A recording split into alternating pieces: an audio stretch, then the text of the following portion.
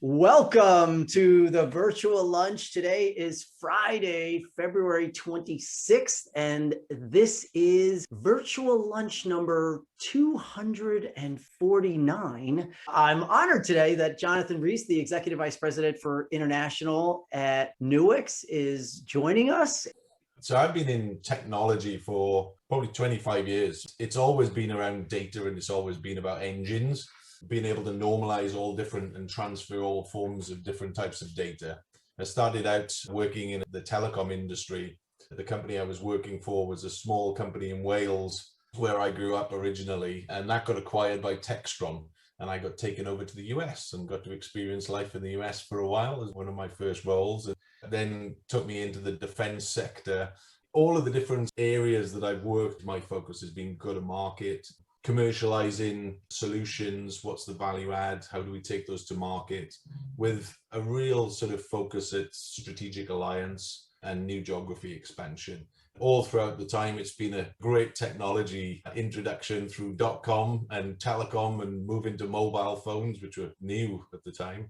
Then 4.5 years ago, joined Nuix on this great journey that we've been on. I joined really to help Nuix move on its development stage towards a professionalizing, the go-to-market, commercialization, and the way that we interacted with our customers and partners. That was predominantly Europe, Middle East, and Africa focused. And over that period, I built the business up. As with all things post-IPO, there's all natural changes to the business, and we think about what the next 3 to 5 years look like. And thankfully, I've been in a good position to take on a new role where I get to look after all of our business, what we're terming international markets outside of the Americas. To be honest, it's quite complementary because when you look at the way we interact with our customer base throughout what is Europe, Middle East, Africa, Asia, Pacific, Japan, a mere 156 countries, we generally go to markets through our partner network. So there's commonality there. There's a land and expand strategy, which we've got where we focus on our heritage towards the government angle. How do we work with the regulators and government agencies and then take that forward through legal firms, service providers into the corporate world? If you think about all of the white space that's out there, it's enormous. I'm really thankful for it and very excited by the opportunity. I used to run Asia Pacific actually when I was at Textron. I used to spend a lot of time in China and Australia, New Zealand. So I'm familiar with the region, obviously cultural differences and all those sorts of things. But it does create a difference in the way that you run a business that's local, if you like. I'm focused in a couple of time zones to one which is constantly awake, even when you're trying to get some sleep. My core principle, and one that I'm really centered on with the board and Rod, is very much around we need to be where the customers are. So it's about local time zone, local culture, local language presence, very much a geography first principle. So we've built regions and sort of sub-regions in Northern Europe, so centered in the UK, but looking after Northern Europe. We've expanded recently into Germany, Austria, Switzerland through building a team in Germany. It's that evolution of us as a company where there's another layer of management required now as we continue to grow. And my role is to make sure that we've got the talent and we can develop and coach them into building businesses and their own businesses to some extent. We want them to think of Nuix in that geography as their own business to take us into all of the markets that we're in. Within a more mature geography, we run our business through domains, industry verticals, advisories and service providers are obviously key for what we do. And then law firms into the corporate sector and then into government, which we can split across 3 or 4 different sort of subdomains.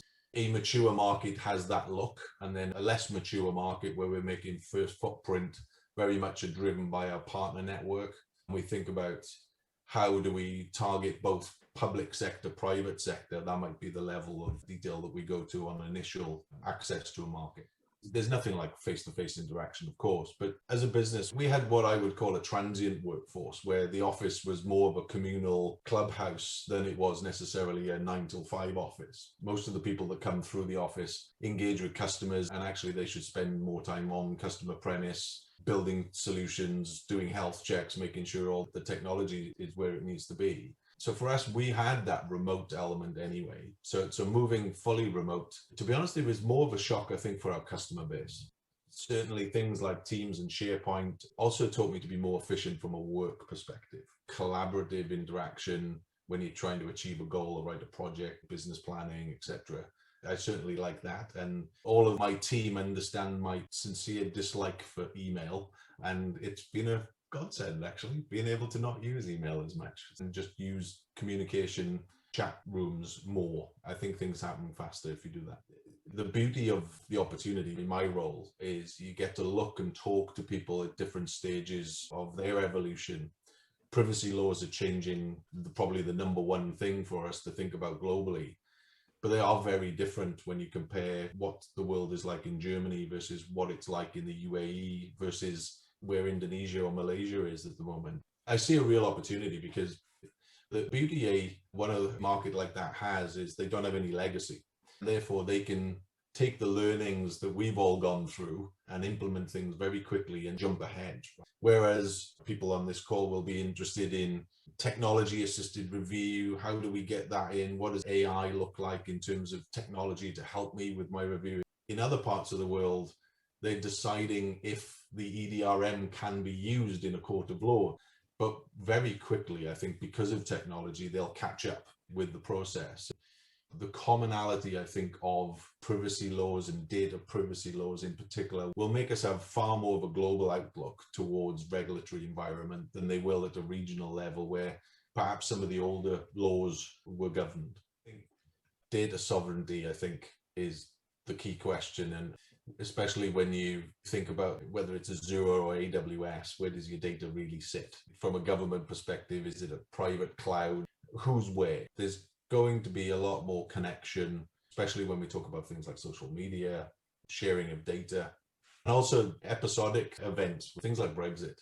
If you see a shift in how firms are starting to work, all those things will play into how the ecosystem gets connected.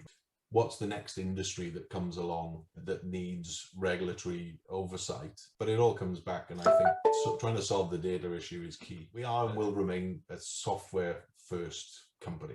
However, there's a difference between training and then enablement. We have recognized that and we have put teams into play.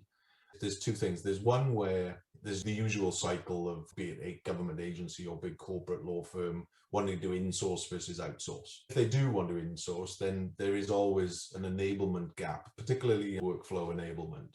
Through our solution consulting team and now into our training team, we've got a group of people that are building out the enablement pathways and new certification pathways that are coming on for that. Also, we have our customer success management team for our SaaS infrastructure as well. And they allow that, I suppose, first use assistance and knowledge transfers. But for us, that's what our partners are really good at. That's the IP that they need to add on to it. And we are very much predominantly driven by our partner network.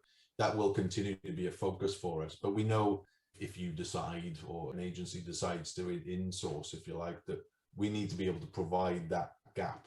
The targeted messaging, I think that'll be the key, is what are you interested in? And, you know, many different questions today and many different thought patterns. The feedback we're generally getting from our partner network, from our customer base, is short, sharp storytelling around specific topics. And if I can easily access that at any time, I'll turn up to a conference if it's there and I'm really interested, but also I'll just access it digitally as well at the same time. So I think that hybrid is really important. I always look at attitude first. How proactive are you? How entrepreneurial? How can you demonstrate that? We always say that Nuix is brilliant, with one of the best kept secrets ever. We have everything you need to be successful, but you have to go find it. It's not served to you on a plate. That proactive element is vital, regardless of what role. You can tell when people are really going to do well. It comes out. I suppose there's an adventure inside people that you just draw out when you have a conversation around what they want to do and how do they want to move forward. It's not about the next job. It's not about getting promoted, but it's about ambition to do well. And I'll go and seek that myself. My focus is really the emotional intelligence factor. That's what's going to really take people from good to great. And their ability to be coached, to receive feedback in the right way, and to live in a world where you need to have a candid feedback loop in your business. Jonathan Rees, everybody. Special thanks to Nuix for supporting our conversations this month on Global Connections.